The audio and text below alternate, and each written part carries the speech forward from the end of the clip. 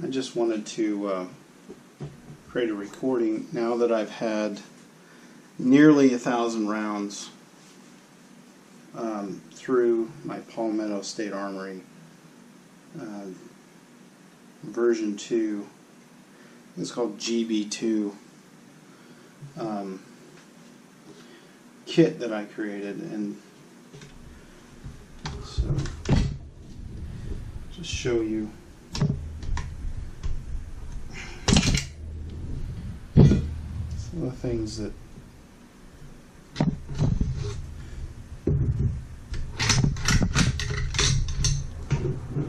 so it's an interesting thing that Rob Ski pointed out was, you know, they use a roll pin, which I can't really tell if you can see it, but here, let me get the light on it if I can. There's a roll pin right there, and the interesting thing is there's no wobble at all. It's very slight, if any. And you know, I had a Wasser 10 and it had the rivet, and there was a definite wobble. And I, you know, as I've watched other videos, I've seen just about all of them have some kind of play. This one has no play whatsoever. The bolt looks absolutely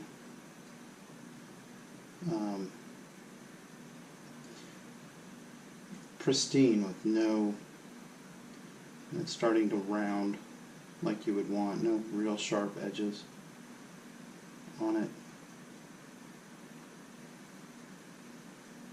but definitely in better shape than the Wasser that I had before this.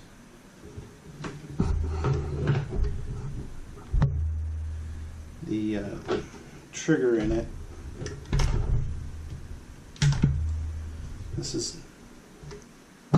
this trigger is the ALG trigger with that high tension spring in it. And you can see there's no no odd shiny spots or anything in it that jumps out. And everything just like when Rob Ski did his video, this piece for the grip is metal. And it looks like it's not a cast piece, it's some kind of, I guess it's supposed to be billet. Same here.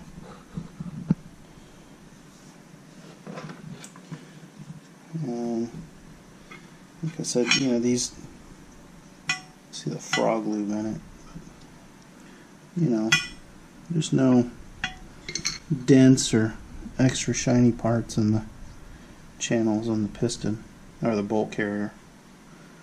So it's all in really, really good condition.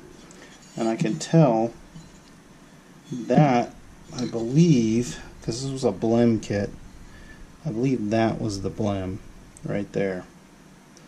Which, if that's the blem, who cares? Other than that, yeah, I really like this rifle. You know, I'll show you in a minute the lockup of the magazines and how snug it is. I tend to over oil my rifles because when I was in the Army, we I had a my unit, I had an A1 M16A1, and when you would get to magazine number 2, you had to actually use the forward assist, and you had to deal with at least one or two jams here or there. You know, it just was really a hassle to deal with, and I know I wasn't the only one, but I've talked to people about it online, and people are talking about, oh yeah, in Vietnam that was the second rifle and it fixed all the problems and blah blah blah blah. And you know, compared to the rifles we deal with today, they were absolutely terrible. But that's neither here nor there. Anyway, I just want to show you how. Oh yeah. So this is one of those magazines that was. No, this isn't it. This one right here. This is one of these magazines that wasn't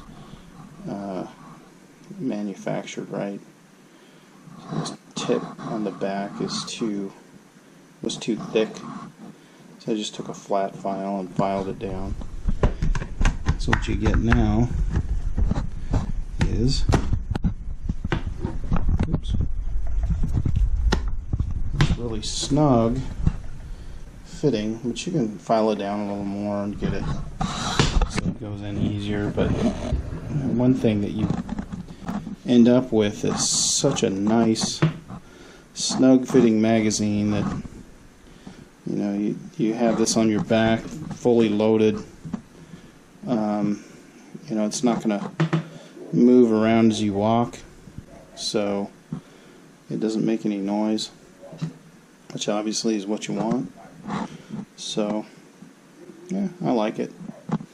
This is you know, the Palmetto State Armory receiver. It feels so much thicker than, you know, my Wasser. And it just has a really premium feel to it. I really like it. You know, it doesn't feel, the metal just feels really sturdy. You know,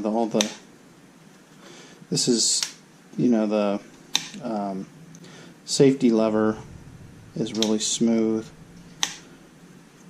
It's not loose, but it's not tight, so you can easily swipe it down when you're ready to fire. And yeah, that's it.